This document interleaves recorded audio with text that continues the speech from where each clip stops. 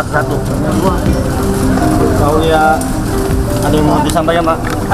Pak, soal pemberian ke Forkopimda siapa aja, Pak, yang tercantum, Pak? Ya, Pak. Inisiatif sendiri, Pak, ngasih bagi-bagi THR. Pak, tanggapan dikit aja, Pak. Jadi kabarnya, Pak, bahasa Cilacap itu nggak apa-apa, Pak. Studi kasus fenomena korupsi pejabat. Beberapa waktu terakhir, publik kembali dikejutkan dengan kasus korupsi pejabat daerah, termasuk Bupati Cilacap. Kasus ini bukan sekedar pelanggaran hukum, ini adalah cermin dari kerusakan yang lebih dalam. Karena yang runtuh bukan hanya sistem, tetapi moral itu sendiri. Ketika jabatan dan moral berjalan berlawanan, seorang pejabat seharusnya menjadi pelayan rakyat, menjaga amanah, menegakkan keadilan. Namun, realitanya justru sebaliknya. Kekuasaan dijadikan alat kepentingan, jabatan dijadikan jalan memperkaya diri, amanah berubah menjadi peluang. Ini bukan sekedar oknum.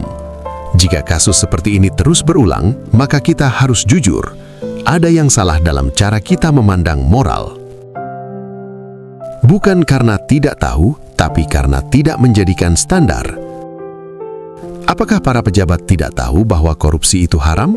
Tentu mereka tahu. Apakah mereka tidak paham tentang amanah? Mereka sangat paham. Namun, masalahnya bukan pada pengetahuan. Masalahnya ada pada posisi moral itu sendiri. Moral tidak lagi menjadi standar hidup, pengendali tindakan, tetapi hanya menjadi wacana, formalitas. Akar masalah, rusaknya cara memahami Islam. Kelemahan yang sangat dalam memahami Islam. Inilah akar persoalan.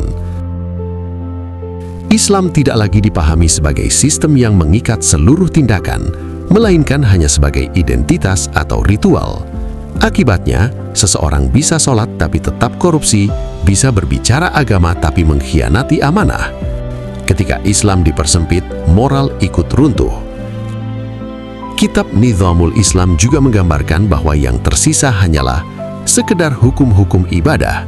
Artinya, Islam hanya hadir di masjid, tetapi tidak hadir di kantor, tidak hadir dalam kebijakan, tidak hadir dalam keputusan. Disinilah tragedinya, karena korupsi tidak lahir dari orang yang tidak beribadah, tetapi dari orang yang memisahkan ibadah dari kehidupan. Korupsi, gejala, bukan penyakit utama. Kasus Bupati Cilacap hanyalah satu contoh. Masalah sebenarnya lebih dalam, yaitu sistem berpikir yang memisahkan moral dari tindakan nyata.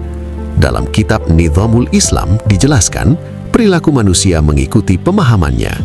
Jika pemahamannya, Islam hanya ibadah, maka perilaku hanya baik saat ibadah. Selain itu bebas, maka korupsi jadi mungkin. Ilusi religiositas. Hari ini kita hidup dalam ilusi. Terlihat religius tapi tidak amanah. Terlihat santun tapi zolim. Terlihat islami tapi tidak adil. Inilah yang disebut moral tanpa ruh, agama tanpa pengaruh. Saatnya mengakhiri formalitas. Kasus korupsi seperti ini akan terus berulang selama moral hanya dijadikan formalitas. Selama Islam hanya hadir dalam ucapan, simbol, ritual, dan tidak hadir dalam keputusan, kebijakan, tindakan nyata, maka kerusakan akan terus berulang.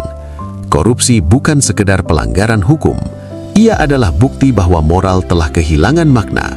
Dan selama moral hanya jadi formalitas, maka pengkhianatan akan terus terjadi, bahkan oleh mereka yang terlihat paling baik. Atas perintah dari Bupati melalui Sekda tentunya, meminta sejumlah uang dari tiap-tiap perangkat daerah di Kabupaten Cilacap dengan setoran diperkirakan, waktu itu diperkirakan sekitar 750 juta. Jadi ini kan tadi disebutkan di awal untuk kepentingan eksternal Forkopimda dan kepentingan pribadinya. Jadi eksternalnya tadi 515, nah kemudian juga untuk kebutuhan pribadinya. Jadi direncanakan diminta sebesar 750 juta rupiah. Mau disampaikan, Pak?